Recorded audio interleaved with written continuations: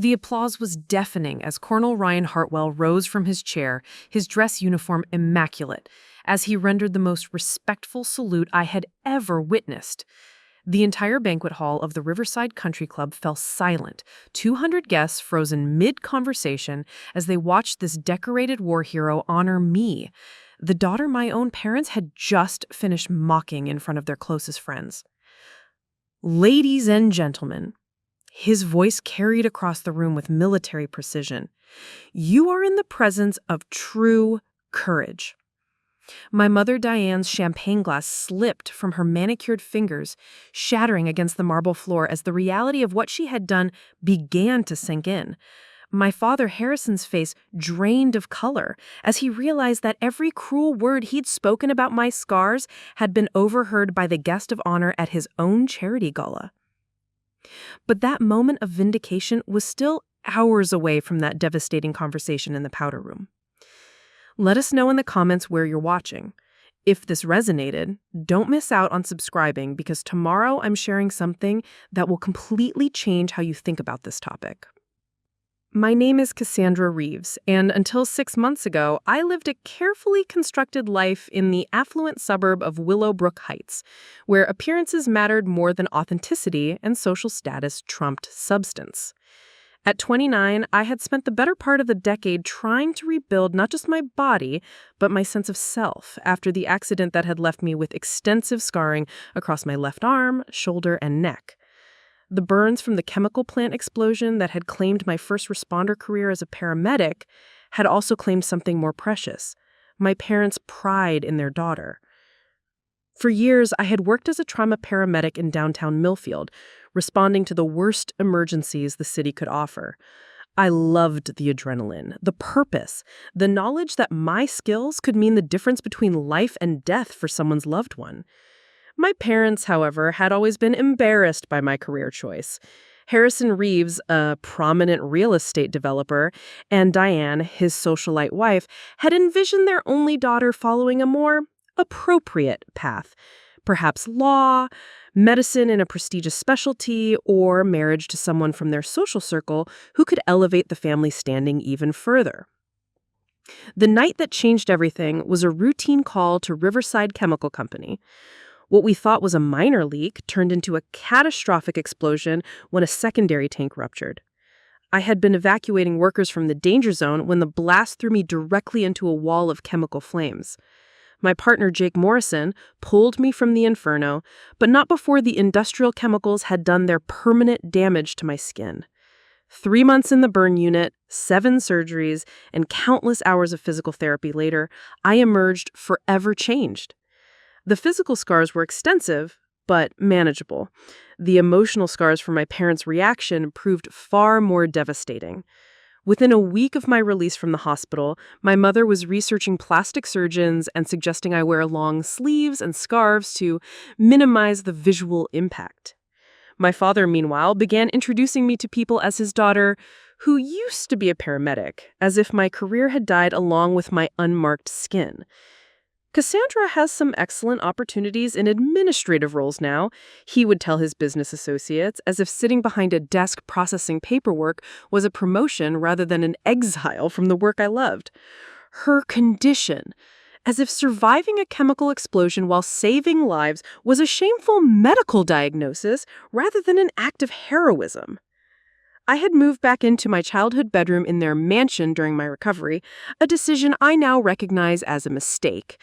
The daily commentary about my appearance, the suggestions for corrective procedures, and the obvious discomfort when their friends visited had slowly eroded my confidence. I began wearing long sleeves, even in summer, avoiding mirrors and declining social invitations that might require exposing my scars. Dr. Amelia Cross, my therapist, had been working with me for months to rebuild my self-worth.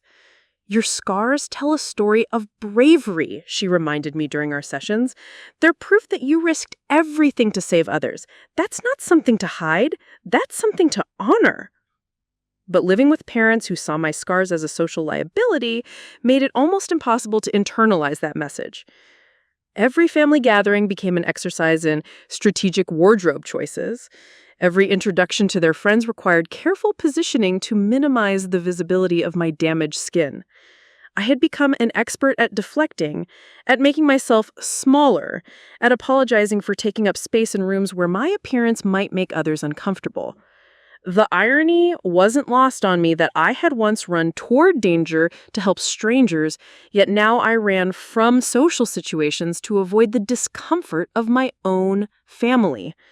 The woman who had pulled people from burning buildings now struggled to walk into restaurants without strategic planning about lighting and seating arrangements. 3 weeks before the charity gala that would change everything, I had finally moved into my own apartment in downtown Millfield, a modest space near the hospital where I was now working in emergency dispatch.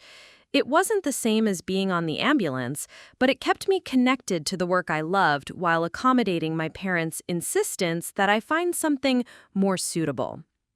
The apartment was my first step toward reclaiming my independence, though I hadn't yet found the courage to reclaim my authentic self. That would require a different kind of catalyst, one that would arrive in the form of a decorated war hero who understood that some wounds are badges of honor rather than sources of shame. But first, I had to survive one more family event, one more evening of performing the role of the grateful daughter who understood her place in their carefully curated world. What I didn't know was that this particular evening would be the last time I would ever apologize for the marks that proved I had chosen courage over safety, service over selfishness. The stage was set for a confrontation that would force me to choose between the comfortable lie of hiding and the difficult truth of honoring my own story. And for once, I wouldn't be facing that choice alone. If you're loving what you're hearing, smash that subscribe button. It really keeps us going. All right, let's jump back in. The invitation to the Riverside Country Club's annual Heroes Benefit Gala arrived on cream-colored cardstock with gold embossing, the kind of ostentatious stationery my mother, Diane, favored for events meant to impress. Harrison and Diane Reeves request the honor of your presence, it read, listing me among the family members expected to attend their most prestigious charity event of the year. What it didn't mention was that this year's guest of honor would be Colonel Ryan Hartwell, a decorated Afghanistan veteran who had lost his left leg, saving his entire platoon from an IED explosion. I stared at the invitation for 3 days before calling my mother back. Something about this event felt different, though I couldn't articulate why. Perhaps it was the timing, coming just weeks after I'd finally moved into my own apartment and started setting boundaries around their commentary on my appearance. Or perhaps it was the growing sense that I was tired of performing the role of the apologetic daughter who understood her place in their social hierarchy. Of course you'll sit at the family table, Diane had insisted when I called to RSVP. I've already planned your placement. You'll be between Aunt Judith and Cousin Rebecca. They're both very understanding about your situation. And I've spoken with the lighting coordinator to ensure your side of the table isn't too harshly illuminated. Even their kindness felt like a tactical maneuver designed to minimize potential social discomfort. I was becoming a logistical challenge to be managed rather than a daughter to be celebrated. Dr. Cross and I had been working on what she called reclamation exercises, small steps toward honoring my authentic self rather than hiding it. What would it look like, she asked during our session the week before the gala, if you attended this event not as someone seeking approval, but as someone worthy of respect? The question haunted me. For so long, I had approached family gatherings with a mindset of damage control. How could I minimize their embarrassment? How could I deflect attention from my scars? How could I make myself smaller to fit their comfort level? But what if I approached this differently? I spent hours researching Colonel Hartwell, not out of curiosity about the guest of honor, but because something about his story resonated with me. Here was a man who had sustained visible, life-altering injuries in service to others, yet he hadn't retreated from public life. Instead, he had become an advocate for wounded veterans, speaking openly about trauma, recovery, and the honor inherent in scars earned through service. His TED Talk, "The Stories Our Wounds Tell," had been viewed over 2 million times. In it, he spoke about the moment he realized his prosthetic leg wasn't something to hide, but something to honor. "Every mark on our bodies tells a story," he said, his voice steady and clear. "The question isn't whether others will accept those stories. The question is whether we will." I began planning my approach to the gala with the same strategic mindset I had once used for emergency calls. What was my objective? Not to hide or apologize, but to honor the truth of my experience. What resources did I need? Confidence, authenticity, and the courage to stop performing for an audience that had never appreciated the real me. I made several tactical decisions that week. First, I would not wear the long-sleeved, high-necked dress my mother had suggested. Instead, I would wear something that was elegant but honest, a dress that didn't showcase my scars, but didn't hide them either. Second, I would prepare responses to the inevitable questions and comments about my appearance, responses that honored my service rather than deflecting from it. Third, and most importantly, I would approach this event not as the damaged daughter seeking acceptance, but as a former first responder attending an event honoring service and sacrifice. The dress I chose was a deep navy blue with 3/4 sleeves and a modest neckline that left my neck scars partially visible. It was the first formal garment I had purchased since the accident that wasn't designed specifically to conceal my injuries. When I tried it on, I almost returned it. The scars were undeniably noticeable, particularly under department store lighting. But I thought about Colonel Hartwell's words. The question isn't whether others will accept those stories. The question is whether we will. I bought the dress. My research into the evening's agenda revealed that Colonel Hartwell would be giving a brief speech about the courage of first responders, followed by a presentation about his foundation's work with wounded veterans and emergency personnel. The irony was not lost on me that my parents were hosting an event celebrating exactly the kind of service they had encouraged me to abandon. I prepared what Dr. Cross called truth statements, simple, factual responses to potential questions that didn't minimize my experience or apologize for my appearance. I was injured in a chemical explosion while evacuating workers as a paramedic. These scars are from my years in emergency services. I'm proud of the work I did, even though it came with risks. The week before the gala, I made one more strategic decision. I contacted the Foundation's office and asked if there would be an opportunity to speak with Colonel Hartwell about his work with injured first responders. His assistant, a veteran named Trevor, was enthusiastic about connecting us. "The Colonel always makes time for fellow service members," Trevor told me. "He considers first responders part of the military family. Different uniform, same commitment to protecting others."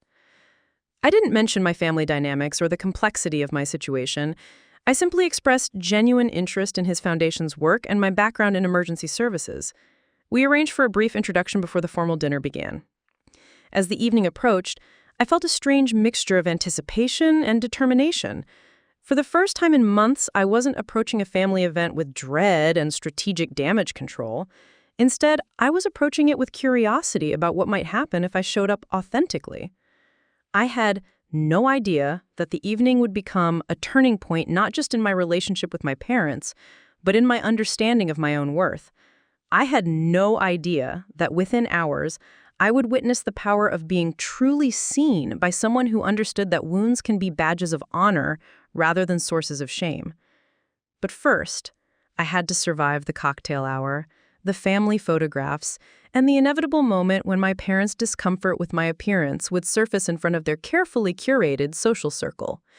This time, however, I would be ready with something I had never brought to a family gathering before: the unshakable knowledge that my scars told a story worth telling.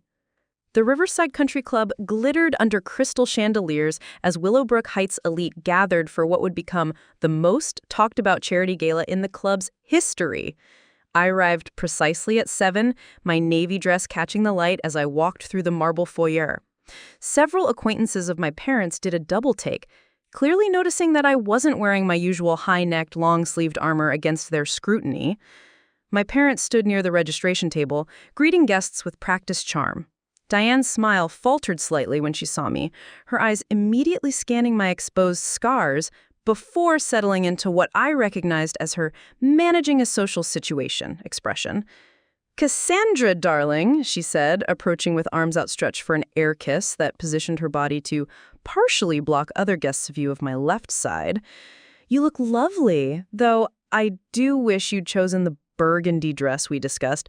The sleeves would have been more," she paused, searching for the diplomatic word, "appropriate for the venue." "I'm comfortable in this one," I replied evenly, my weeks of preparation with Dr. Cross paying off. "It's honest." Harrison joined us, his politician's smile already in place. "There's my girl," he said, though his handshake lingered as he maneuvered me toward a less prominently lit area of the foyer. "Colonel Hartwell is already here. Remarkable man. Such dignity despite his challenges. Really puts things in perspective, doesn't it?" The irony of his comment wasn't lost on me. Here was a man celebrating a wounded veteran's dignity while simultaneously positioning his own wounded daughter in shadows. "Where's the colonel?" I asked. "I'd like to meet him before dinner." "Oh, sweetheart," Diana interjected quickly. "He's with the VIP reception right now. Perhaps after dinner would be more appropriate. We don't want to monopolize the guest of honor's time." But I had spotted him across the room. Tall, distinguished, his military bearing unmistakable even in civilian formal wear. His prosthetic leg was clearly visible, and he moved with the confident ease of someone who had long ago stopped apologizing for his difference. "I'll just introduce myself briefly," I said, already moving toward him. "Cassandra, wait!" my mother called, but I was already crossing the marble floor. Colonel Hartwell was speaking with a small group of donors when I approached. Up close, he was even more impressive, not despite his injury, but because of how he carried himself with obvious pride in his service. "Colonel Hartwell," I said, extending my hand, "I'm Cassandra Reeves. I reached out to your foundation's work with first responders." His handshake was firm, his blue eyes immediately focusing on me with the intensity of someone accustomed to reading people quickly and accurately.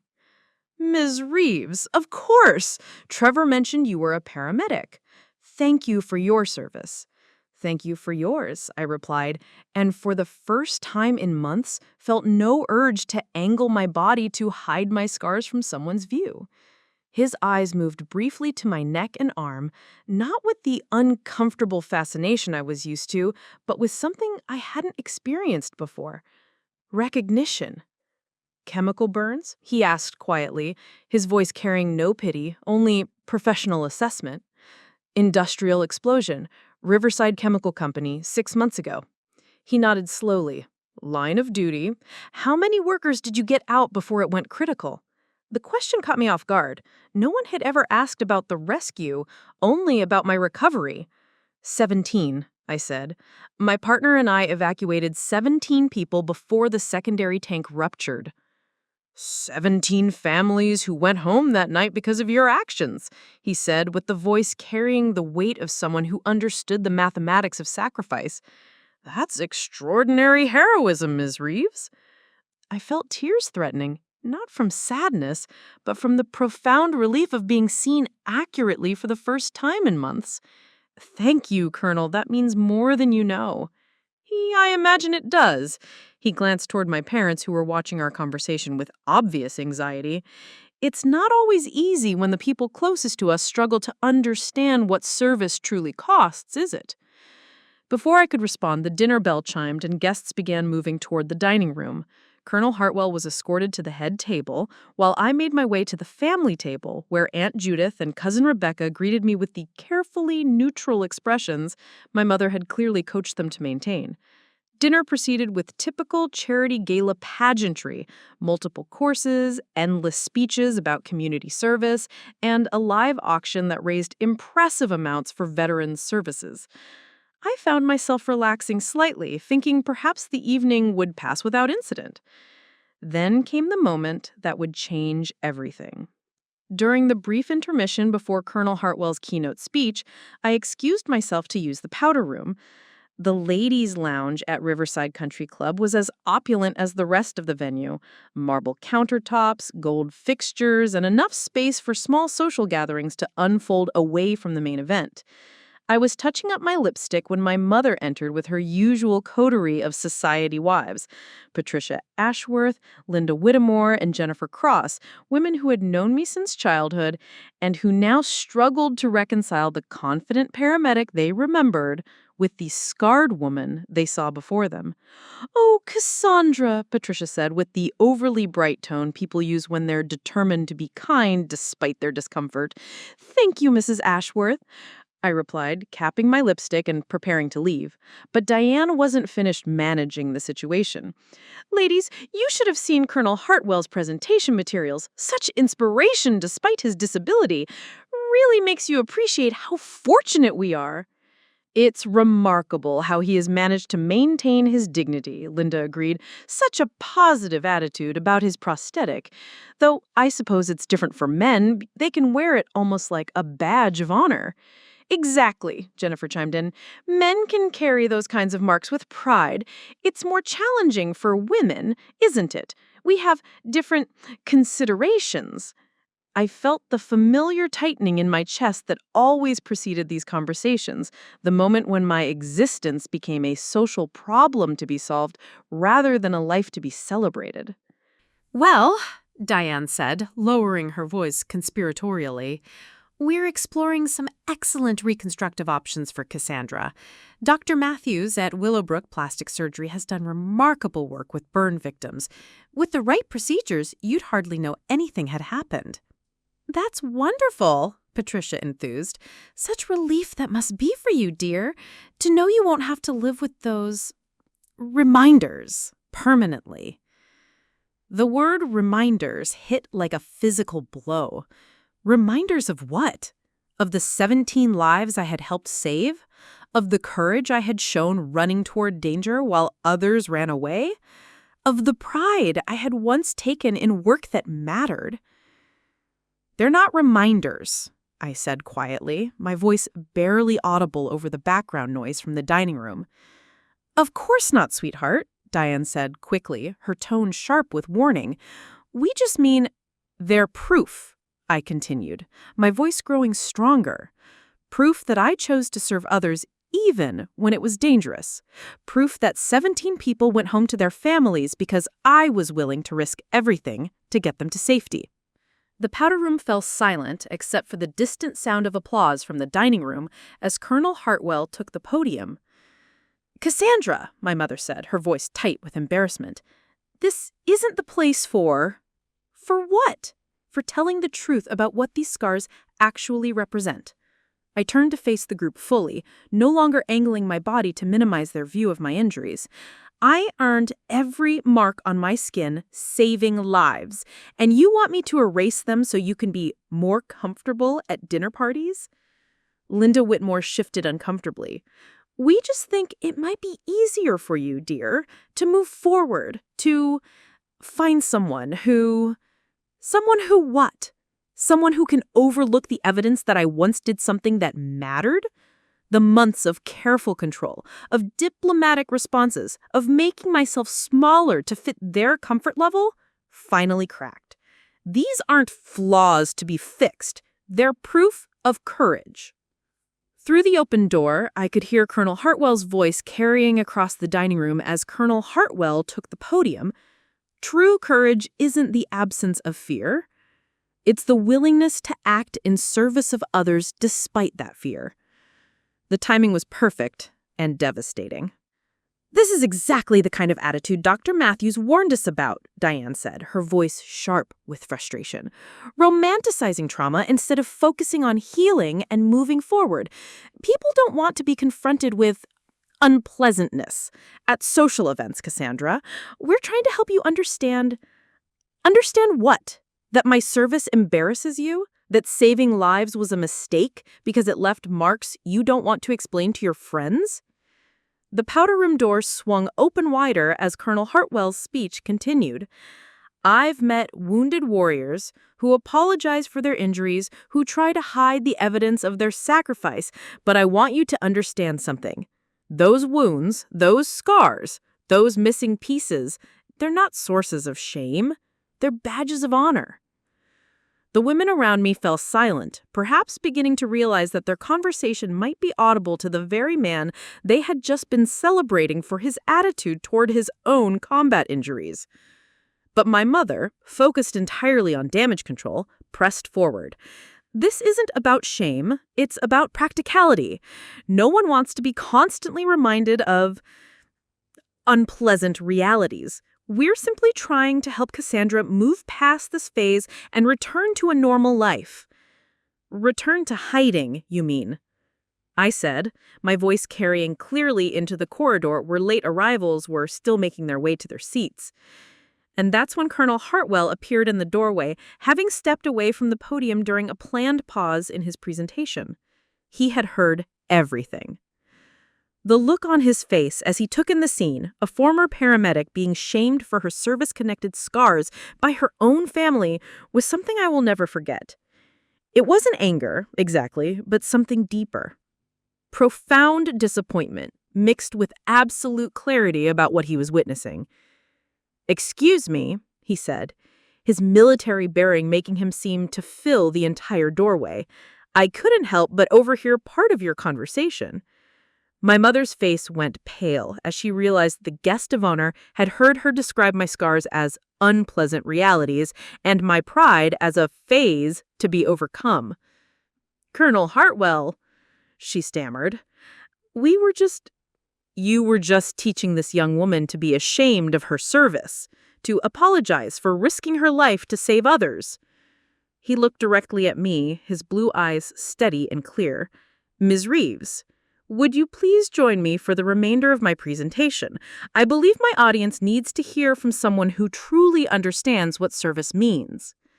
The powder room fell silent except for the sound of my mother's sharp intake of breath and the distant murmur of the crowd in the dining room waiting for their keynote speaker to return. I looked at the women who had spent 10 minutes explaining why my scars were problems to be solved, and at the man who saw them as stories worth telling. "I would be honored, Colonel." And for the first time in 6 months, I walked out of a room without apologizing for taking up space in it. Walking back into that dining room beside Colonel Hartwell felt like stepping into a completely different reality. The conversations that had been humming moments before died instantly as 200 guests turned to see their keynote speaker returning with an unexpected companion. I could feel my parents' mortification radiating from the family table, but for the first time in months, their embarrassment wasn't my primary concern. Colonel Hartwell guided me to the front of the room with the practiced ease of someone accustomed to commanding attention. "Ladies and gentlemen," he said, his voice carrying effortlessly across the now silent banquet hall, "I'd like you to meet someone who embodies everything we're celebrating tonight. This is Cassandra Reeves, a paramedic who sustained these injuries while evacuating 17 workers from a chemical plant explosion 6 months ago." The applause started slowly, tentatively, as guests tried to process this unexpected turn in the evening's program. But as Colonel Hartwell continued, describing the specifics of my service that he had learned in our brief conversation, the applause grew stronger, more genuine. "I want to share something with you," he continued, his hand briefly touching his prosthetic leg. "When I first lost my leg in Afghanistan, I spent months believing that my visible difference made me a burden to others. I was wrong. What I learned with time and perspective is that our wounds tell stories. Ms. Reeves' scars tell the story of 17 families who went home safely that night because she was willing to risk everything for strangers." I stood beside him, feeling simultaneously exposed and protected. Every scar on my neck and arm was visible under the bright light stage lighting, but for the first time since the accident, I wasn't calculating angles to minimize their appearance. I was listening to my story being told with honor instead of pity. "I want to share something with you," he continued, his hand briefly touching his prosthetic leg. When I first lost my leg in Afghanistan, I spent months believing that my visible difference made me a burden to others. I was wrong. What I learned, with time and perspective, is that our wounds tell stories. Ms. Reeves' scars tell the story of 17 families who went home safely that night because she was willing to risk everything for strangers. The murmur that rippled through the crowd wasn't entirely supportive. I could see some guests exchanging glances, clearly uncomfortable with this unexpected confrontation of their own attitudes. Mrs. Ashworth looked mortified, having realized her comments about me being brave for appearing in public had been overheard and reframed as examples of unconscious bias. "I want to ask Ms. Reeves to share her experience," Colonel Hartwell said, "because I think it's important for all of us to understand what it feels like to be asked to hide the evidence of your service."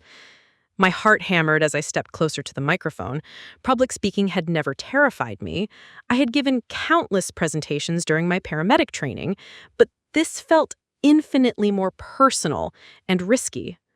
6 months ago, I ran into a burning chemical plant because 17 people needed help getting to safety. I knew the risks. Every first responder knows the risks. We accept them because some things matter more than personal safety. I paused, scanning the crowd until I found my parents' table. Harrison looked like he wanted to disappear into his chair. Diane was staring at her hands, unable to meet my eyes. 6 months ago, I was told that these scars are problems to be solved, reminders to be erased, evidence of trauma that makes others uncomfortable at social gatherings. The dining room was so quiet, I could hear the soft hum of the air conditioning system. But tonight, for the first time since my injury, someone looked at my scars and saw them accurately, as proof of courage, not evidence of damage. Colonel Hartwell understood immediately what these marks represent because he understands that some wounds are badges of honor. I turned slightly to face my parents' table directly. I love my family, but I will no longer pretend to be ashamed of my service to make others more comfortable. I saved 17 lives. That's not a problem to be solved. That's a legacy to be proud of. The applause that followed was thunderous, sustained, and genuine. People rose to their feet, not in polite obligation, but in recognition of something true and important. I saw tears on faces throughout the room, including several of the men who had served in various military branches.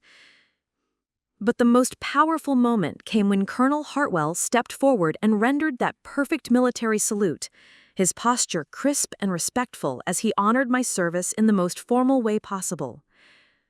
"Ladies and gentlemen," he said as the applause finally died down, "you are in the presence of true courage." The aftermath was immediate and overwhelming. As guests began approaching the front of the room, I caught sight of my parents. Harrison looked stunned, as if seeing me clearly for the first time in months. Diane appeared to be fighting back tears, though whether from embarrassment, guilt, or genuine emotion, I couldn't tell. The conversations that followed were unlike anything I had experienced since my injury. Instead of careful questions about my recovery or sympathetic inquiries about my pain levels, people wanted to hear about the rescue itself. Veterans shared their own experiences with service-connected injuries. A retired firefighter described his struggles with family members who wanted him to downplay the risks of his profession. Dr. Amelia Cross, my therapist, appeared at my side during a brief lull in the conversations. "How are you processing all of this?" she asked quietly. "I feel like I can breathe again," I told her honestly. "For the first time since the accident, I feel like myself." "The version of yourself your parents wanted you to be, or the version you actually are?" she asked with a knowing smile. "The version I actually am," I said without hesitation. "The version who runs toward danger when others need help. The version who's proud of her service, even when it left marks." As the evening wound down, several remarkable things happened. 3 different veterans organizations approached me about speaking at their events. A documentary filmmaker asked if I would consider participating in a project about first responders and trauma recovery. Most surprisingly, The hospital where I now worked in dispatch called to ask if I would be interested in returning to active emergency services in a consulting role, helping to train new paramedics in high-risk scenarios. But perhaps the most meaningful conversation came from an unexpected source. As I was gathering my purse to leave, a young woman approached me hesitantly. She appeared to be in her early 20s, with extensive scarring on her hands and arms that she had been trying to conceal with long gloves and careful positioning. "Excuse me," she said quietly. "I'm Jennifer Chen, and I was injured in a house fire last year while helping my elderly neighbor evacuate. I've been hiding my scars ever since, but listening to you tonight—" She trailed off, then pulled off her gloves, revealing hands that were clearly marked by burn injuries. As I hugged this young woman whose courage mirrored my own, I realized that the evening had accomplished something far more significant than personal vindication. It had created a moment of truth about how we treat our wounded heroes, about the difference between pity and honor, about the stories our scars really tell. The drive home was silent, heavy with the weight of what had transpired. I had entered that gala as the apologetic daughter seeking to minimize my family's discomfort. I was leaving as a woman who had reclaimed her story and discovered that her wounds were not sources of shame, but evidence of valor. Tomorrow would bring conversations with my parents that had been long overdue. It would bring decisions about my professional future and my personal relationships. It would bring the beginning of a new chapter built on truth rather than careful concealment. But tonight, for the first time in 6 months, I went to sleep without checking the mirror to see if my scars were showing. 3 months later, I stood in the equipment bay of Millfield Emergency Services, adjusting the straps on my new tactical vest. The familiar weight of medical equipment, the smell of diesel exhaust from the ambulances, the crackling of dispatch radios. Everything felt like coming home after a long exile. My official title was Senior Training Coordinator for High-Risk Emergency Response, but what it really meant was that I was back where I belonged, sharing my hard-earned expertise with the next generation of first responders.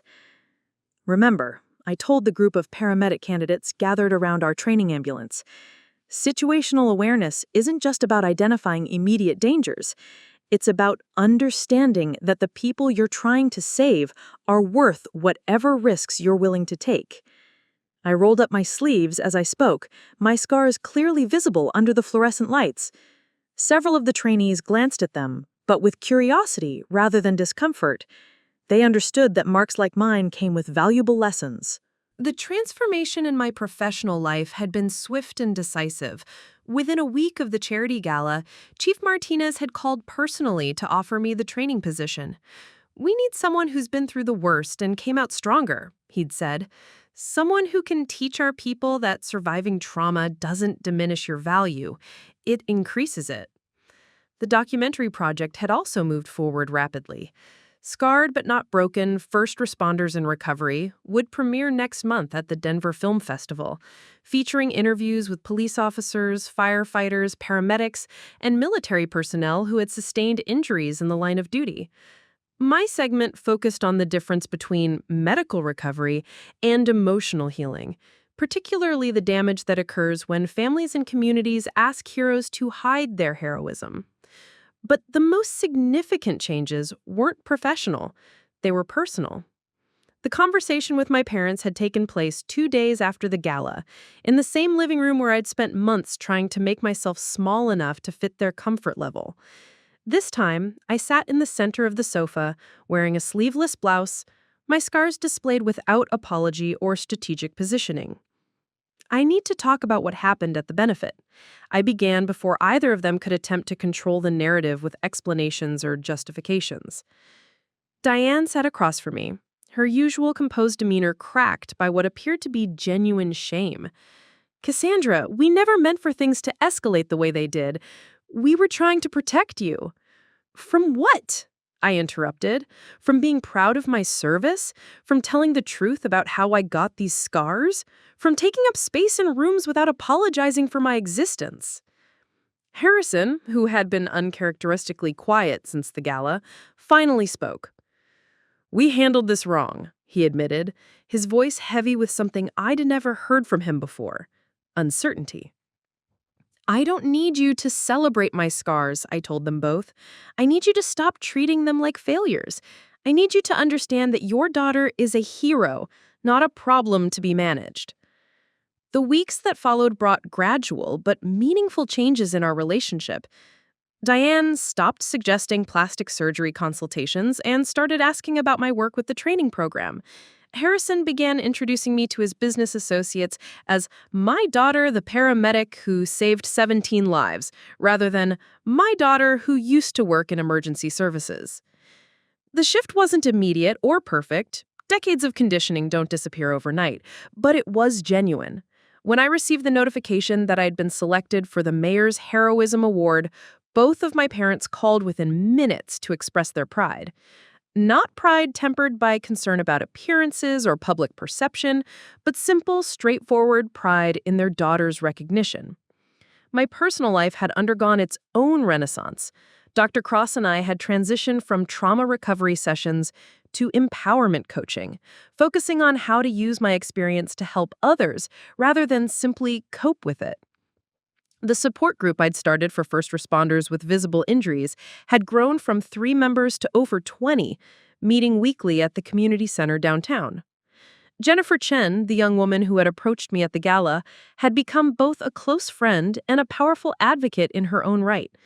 She'd returned to her job as a social worker and started specializing in burn recovery support, helping other survivors navigate the complex intersection of physical healing and social reintegration.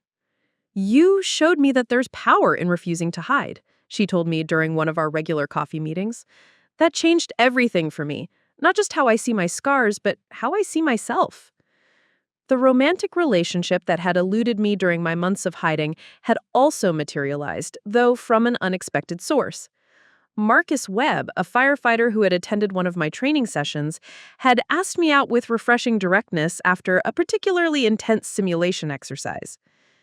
"I watched you teach those recruits how to maintain composure under pressure, and the way you described staying focused during that chemical plant explosion, using your experience to help them understand real-world applications, that's incredibly attractive." Our first date had been revealing in ways I hadn't anticipated. When I automatically chose a restaurant table positioned to minimize the visibility of my scars, Marcus gently suggested we move to the patio where the lighting was better. He said, "I want to see you clearly. All of you. The parts you're proud of, and the parts that tell your story."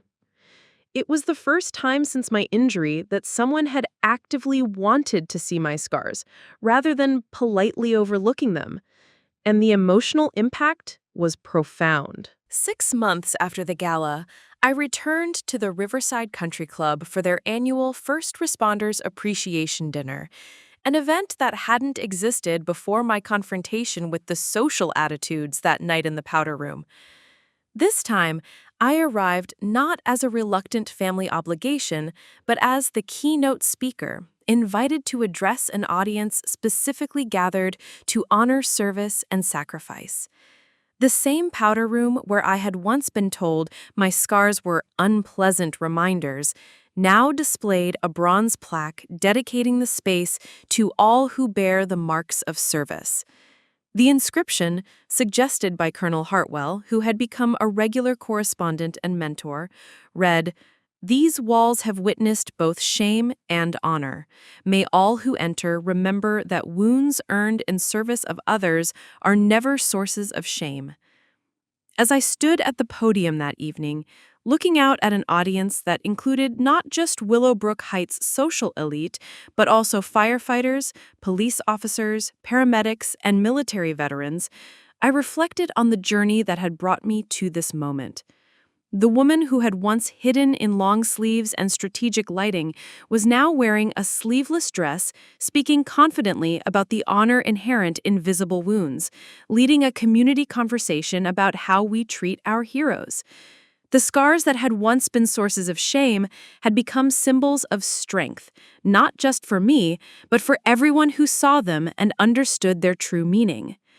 Courage, I told the audience that night, echoing words Colonel Hartwell had shared with me, isn't the absence of wounds. It's the willingness to let your wounds tell their true stories, stories of service, sacrifice, and love for others that transcends concern for personal safety. In the audience, my parents sat in the front row, their faces reflecting genuine pride rather than carefully managed social obligation. Diane had tears in her eyes as she listened to me describe the 17 families who had gone home safely because of my actions that night at the chemical plant. After my speech, as guests approached to share their own stories of service and recovery, I caught sight of a young paramedic in the crowd, new to the profession, clearly nervous about engaging with the formal crowd. His left hand wore obvious burn scars, and he was unconsciously trying to keep them hidden in his jacket pocket. I approached him directly, extending my scarred hand for a firm handshake. "Thank you for your service," I said, holding his gaze steadily. "Those marks tell an important story." His relief was immediate and profound, the same expression I had worn when Colonel Hartwell first recognized my scars as badges of honor rather than sources of shame. That night, as I drove home to my downtown apartment, the space I had claimed for authentic living rather than careful concealment, I realized that the locked doors at my parents' vacation home had been metaphorical as well as literal. I had been locked out of my own life, my own pride, my own understanding of my worth. The explosion that had scarred my body had also, ultimately, liberated my spirit. It had forced me to choose between hiding from my truth and embracing it, between diminishing myself for others' comfort and standing fully in my own story. The woman who had once run toward burning buildings to save strangers had finally learned to run toward her own authentic self with the same courage. And in doing so, she had discovered that the most important rescue she would ever perform was saving herself from a life spent apologizing for her own heroism. The scars would always be visible, but now they served their proper purpose, not as reminders of trauma, but as proof of courage, testament to service, and inspiration for anyone else who needed permission to stop hiding the evidence of their own brave choices. Some wounds, I had learned, are meant to be seen. They tell the stories that matter most, the stories of people who chose love over safety, service over self-protection, courage over comfort. My scars would always tell that story, and I would never again allow anyone, including myself, to ask me to edit it for their convenience. Next up, 2 more stories chosen just for you. If you enjoyed this, you'll want to see what's coming. Tap to keep going.